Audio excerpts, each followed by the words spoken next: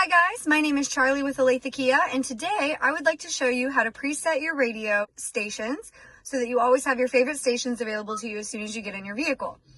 Today we are in a Kia Forte. This is a 2020 Forte, but pretty much all of the Kia's touchscreens are going to be set up pretty similarly, so when you go to set your presets for your radio stations, this should all be about the same. First thing you want to do is choose your station. So I'm going to change it to an FM station 103.3. And what I want to do is I'm going to go ahead and I no longer want to have this AM station preset. I don't want it anymore. I'd rather have this one on there. So I'm just going to press and hold. And now it is set to the 103.3.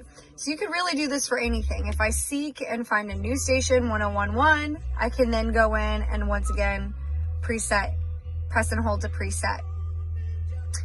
Now, if you hit this radio button here on the left, you can switch between FM, AM, and your Sirius radio, and that's all. Thank you guys so much for watching.